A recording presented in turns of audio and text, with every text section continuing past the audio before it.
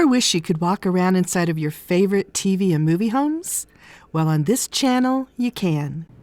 And if you love mid-century modern design, you're in for a treat today, because we're going to be exploring the Bachelor pad from Pillow Talk, starring Doris Day and Rock Hudson.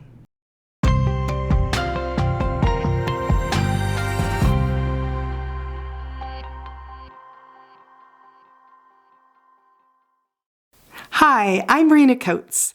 I have a degree in architecture and an obsession with set design. Welcome to Behind the Scenes, where we get up close and personal with all your favorite TV and movie homes. Today we'll be touring the incredible mid-century modern Bachelor pad from the classic 50s rom-com Pillow Talk. You'll get to see all of the rooms on the main floor, including the entry, the bathroom, the piano area, which includes a small library on one end, and the living room, plus 2 bonus features referenced in the movie, the kitchen and the dining area. Let's get started. We'll begin with an overhead view to help us get our bearings. This is the entry. There was a bathroom here. The piano area and library were here, and the living room area here. And this area back here had both the kitchen and the dining room, 2 spaces we only saw referenced in the movie. So how am I able to show you those? Well, you'll have to keep watching to find out. The entry. We'll begin at the beginning. Even this simple entry shows the markings of a great set designer. We see grass cloth wallpaper, a gorgeous hall table, and an incredible abstract painting hanging over it. Set designers often use design to help tell us more about the people who live there. This case is no exception. Notice that the painting is an abstract of musical instruments, a nod to the fact that its owner, Brad Allen, played by Rock Hudson, is a songwriter. And then, as is so often the case in set design, there are steps coming down into the main area. This is very common. Almost no one ever just walks directly into a movie home. They usually go down steps, which has the effect of producing a grand entrance for each character that enters the scene. It's one of the unique features of set design that I love. And while it's true that the steps also have a practical purpose, they help with staging and filming, its byproduct is that we get these amazing homes. Now, back to the Pillow Talk set. To the right of the steps is a brass spiral staircase which leads up to the bedroom of Rock Hudson's character, Brad Allen. You'll notice that the stairs cover up what would have been a passageway to the other side of the apartment. In other words, you wouldn't actually be able to walk through here. But today we'll get to see through that area during the full tour, along with other views we didn't get to see in the movie. The piano area. This side of the apartment was Brad's workspace, with the piano here and a small library on this wall. A long, low, built-in cabinet here extended the whole width of this wall. So cool. Notice not only the art on the walls, but also the sculptures and other art pieces he'd collected around the room. This also tells us a little bit more about his character. He appreciated fine art, which makes sense for someone whose career was in the fine arts. We'll tour just the entry and the piano area for now.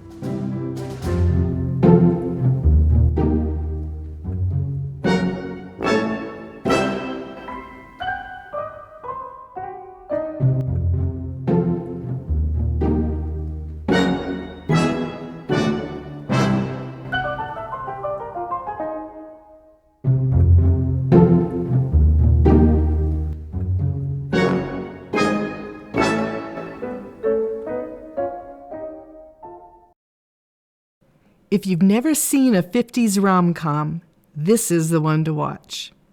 It has everything. A rom-com, by definition, mixes romance and comedy, and usually follows a certain formula. Let's see if this one checks all the boxes. Great mid-century modern design, Check. Fabulous costumes and cars? Yep. A boy gets girl, loses girl, and then wins her back again storyline? Absolutely. Does it star Doris Day and Rock Hudson? It sure does. And if that weren't enough, throw in Thelma Ritter and Tony Randall as co-stars, and you have yourself the perfect 50s rom-com. Now let's move on to that amazing living room. Brad Allen may have been a songwriter professionally, but he was also a bit of a professional playboy. There's a button he pushes behind the sofa to bring down the lights and turn on soft music, while he romances one young woman after another. Notice the art on this side of the room and how it differs from the work area. On the business side of the apartment, the art has a formal layout, all in a row, all the same size. In fact, you could say that it's all business on this side of the room, whereas on this side, there's more of a jumbled menagerie of art. And with that deep red curved wall behind the sofa, it creates a completely different mood in contrast with the calm, formal display above the library. Make no mistake about it, it's all play on this side of the room. There are a few really interesting things going on this side of the apartment. First, let's examine the fireplace. Notice that the opening is off-center and has no mantel. Instead, we see a small shelf with a sculpture here. And the brick of the fireplace continues onto the wall to the right of it. Another unique feature is this custom-made stereo console. Notice that there's actually only two legs on the left side. The right side rests directly on the hearth. The huge curved sofa appears to be custom-made as well, with a deep red curved wall behind it. And then there's that unit behind the sofa with the switches for the lights and the music. There was also another switch on that panel, one that Doris Day's character Jan Morrow discovered when she came over to redesign his apartment. When she pressed it, a fold-out bed came out of the sofa, prompting one of Doris Day's classic facial expressions. That woman could put so much emotion into a face. Nestled in the crook of the L-shaped sofa was a lovely free-form coffee table with a stone top. Notice this interesting piece on top. It's a walnut pipe rack with 4 pipes and a tobacco jar insert in the center. And in this corner, just before you enter the kitchen, there's a brass mid-century floor-to-ceiling lamp. Let's take a spin around just the living room for now before we head on to the kitchen and dining area.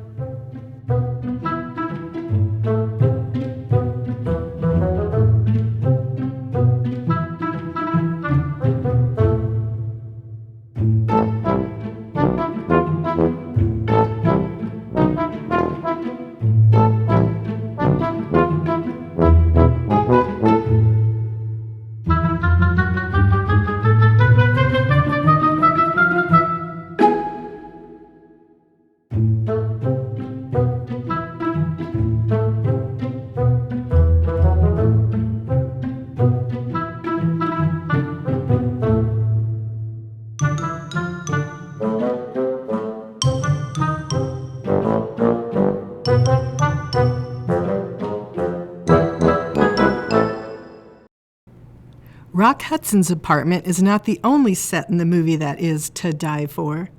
Take a look at these other design stars in the film. Jan Morrow's apartment, amazing. I hope to get to that one too someday soon. And then there's the dance club and the piano bar with Perry Blackwell at the piano singing Roly-Poly. This incredible restaurant, who wouldn't want to go there? The office of Jonathan Forbes, played by Tony Randall, with its brilliant art as well. Jan Morrow's interior design studio. The mansion of one of her rich clients. And another of my absolute set design favorites, the little cottage getaway where Brad takes Jan. Love it. I definitely want to do that home someday too. The cottage set fits more of the typical style of movie home that we usually see Doris Day's characters living in. She definitely had a type, both in men and in design. Now on to the kitchen and dining room. So how do we know where the kitchen and dining room areas were? Luckily, Rock Hudson's character actually points them out during the film. Because of this, we know that the dining room was here and the kitchen was over in this corner. Other clues come from sifting through still shots of the movie. For example, in this shot at the front door looking in, we can see that there is a window with drapes on this end, and that just happens to line up with this window. So it helped me figure out the placement. And in this shot, we can see that there is a recessed area in the wall here. We know it can't go all the way back because the other side of this area is the shower, so it's not a hallway. That also precludes it from being a closet. So I left it as a nook with a bar cart and a mirror. There is also this space left over here.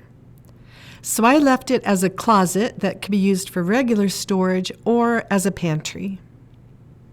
We know the configuration and the dimensions of the kitchen simply by what is left over in the floor plan.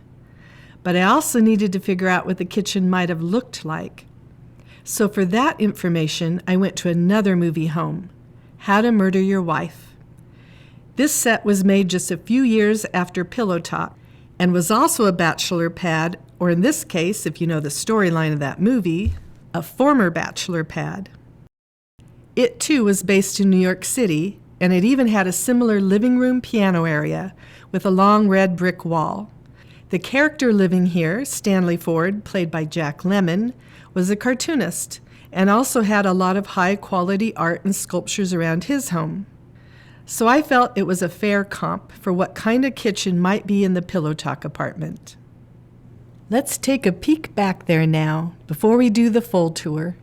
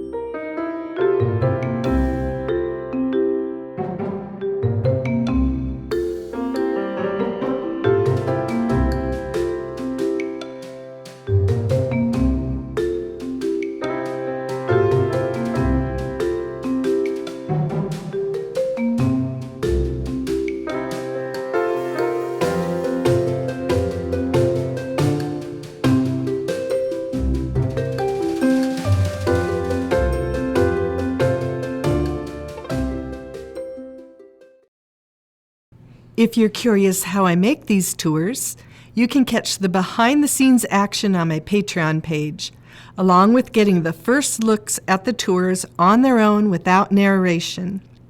Plus, full interviews when I interview cast members, and many other fun facts that I discover along the way. All for just $5 a month. I'll put the link to my Patreon account below. Coming up, we'll take a tour of the entire main floor of this apartment, including the bathroom by the front door. And since the bathroom will be included in this tour, let's look at a few pictures of it from the movie first. We see a long stone counter here, a large mirror deeply recessed into the wall. This part of the room is covered in a green and gold-leafed wallpaper. In this shot, we can see the shower in the reflection of the mirror. That helped me place it and let me know what the shower door looked like. What you won't see on this tour is a toilet. Not only were we not shown one, which was very common in films and TV back then, but there simply is no place left to put it. We do know that he had another bathroom upstairs because we see this tub scene in the film. Hopefully, he had a toilet up there as well. As we tour the apartment, be looking for a couple Easter eggs I planted around the room. An Easter egg is a reference or joke about the movie hidden in the home for fans to find. I'll do an Easter egg reveal at the end of the tour to see if you found them. And I'll also let you know the square feet of this apartment and the cost in today's dollars.